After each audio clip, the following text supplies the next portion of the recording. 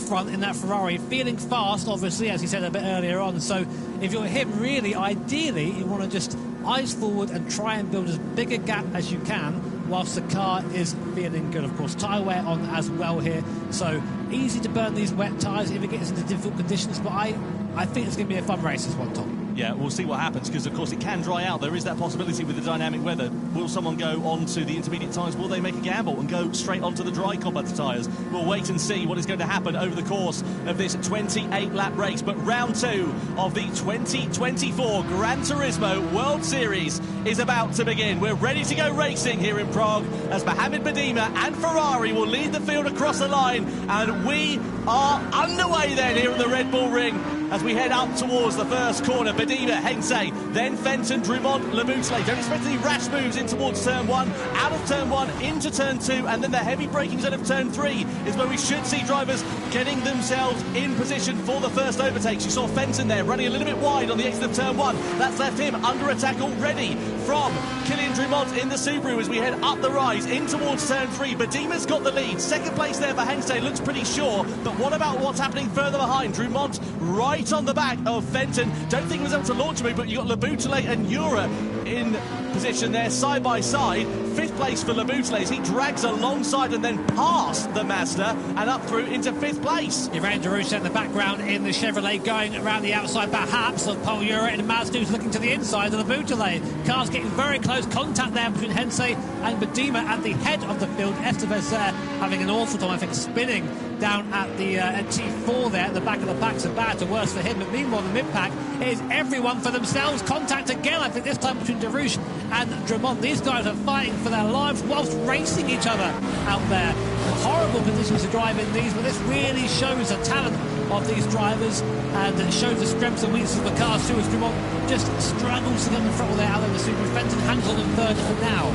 You can throw a blanket over these drivers, they're so close to one another. From third place back, Badima meanwhile has pulled out a 1.3 second advantage over Hensey on this first lap. Then the cork in the bottle is Daniel Fenton at the moment, the Mercedes driver who we ride on board with. We're not even at the end of the first lap. Out of the final corner we go then. Is anybody going to think about a lunge in towards turn 1? You'll be brave if you think about doing that, because it could leave you under threat in towards turn 3. Drumont though decides that discretion is the better part of valour, looks for a half move up the inside, but eventually ducks back into the wheel tracks of the Mercedes. He's trying to line it up on the exit of turn 1 and into that braking zone of turn 3. Yeah, that AMG's just a roadblock right now. No one can find a way around. On board now with Paul Ura in that Mazda. Of course, highlighted by that rotary engine. Look in the mirror there in the bottom right-hand corner. You can just about see that BMW being pushing along. Paul Ura, Laboutelet on the outside. They all try and break off line. Just about managing to keep out of each other's way. Darush there, getting by Drumont. So Darush up into fourth place. Now Ura's following through as well. That Subaru really struggling on the straights here. Unfortunately, this is not a circuit. You won't have a car that's slow in a straight line. Yes, left him under attack here from Laboutelet. Oh, moves under braking there. Does Drumont leaves no room for his countryman. Laboutelet's going to try and rough it around the outside. I don't think he had much choice in the matter, but he's turned it into an opportunity. He's got ahead of Drumont, and he's almost side by side with Ura. Just has to back out of it again on the exit of that corner and duck back into the wheel tracks. But that was very close and aggressive racing. Ura's a little bit wide. That's left the door open for Drumont to go through into sixth place or fifth place possibly, but no, not for now. Drumont just sits there in sixth position, but all the while they're squabbling. Look at what's happening in front. Badima, Hensey, all clearing off into the distance. They're nowhere to be seen. It's hard to overstate how difficult this is. Just driving around in these conditions at this speed is impressive in itself. Whilst trying to race each other, this is where these guys earn their reputation. So the Laboutelet now is focusing on him in the BMW P7 in the pack, and there's Drumont as well. A bit slow off the exit is Paul Ura. Drumont's now pulling alongside Will. He has to next get by Laboutelet. He's going to push his fellow countryman through there, up into P5 and P6. Go BMW and Subaru. Up the inside goes Thomas Laboutelet. No, he thinks better of it for now. Still holding the place with no Paul Ura hanging on the outside somehow in that Mazda. Has to back out of it finally, but that was great working together there by Laboutelet and Drumont, but maybe the stewards will have a look at that. It's allowed Serrano an opportunity to go through up into seventh place there, so Ura has just lost out a little bit whilst they were going side by side into that braking zone of turn 3. I tell you what, I wince every time we go into there, because it just takes one locked brake, and these drivers don't run ABS, so once that's braking, you're going straight off to the scene of the crash. I'm waiting for that one guy to just come flying across the inside of the picture. They're out of control, wiping somebody out. Hopefully it won't happen, but of course it can happen. So Still here, on to lap 3 there. Badima and Hensei there, really not separated by much. Very, very quick in these wet conditions are the Ferrari and the Hensei. 3.5 seconds back is Fenton. So these guys seemingly the ones to beat at the moment. Lap times in the high 138s for the two leaders. We expect the crossover time, by the way, to go on to intermediate tyres about 137 there and thereabouts. You can see Badima with that big old slide in that Ferrari 458 as he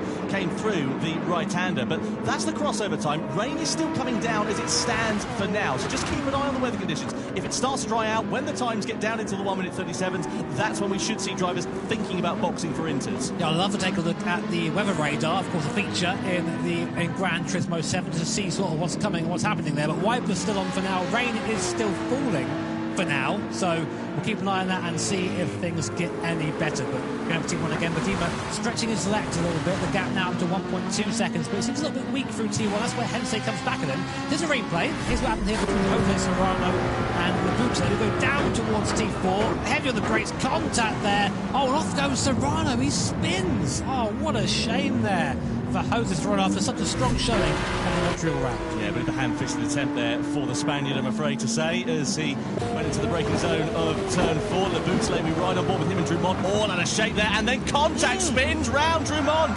Oh, Killian, what on earth is going on with your 2024 season? He made a mistake in the Nations Cup, if you remember, back in Montreal, and it goes from bad to worse for him. He must have walked under a stepladder or, I don't know, something along the lines of that. You know, it's in a black cat or something today, because it's just not working out at all. I love to see a replay of that, but I think like Labuta there was quite heavily involved in that incident there. But we'll comment on that when we see more.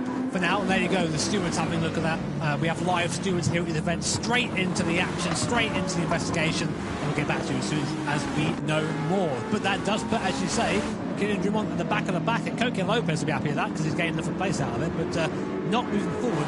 Someone who is moving forward is Estevez for Honda, up to P7 right now after starting from the back of the grid. So great racing so far from Estevez. Can he continue? We have a look at the weather radar in our commentary box, and there's a little bit of a break in the weather we can see coming along the way in a few moments' time. So if that does start to ease off ever so slightly, we'll keep an eye on things and see what happens. There is Nico Romero driving for Genesis. As I mentioned earlier on, Genesis podium for them in the World Finals at the back end of 2023 in Barcelona. Can they repeat that feat over the course of this year? Just to remind you, as we now see the weather radar, you can see there heavy rain at the moment, but it is going to start to break a little bit later on.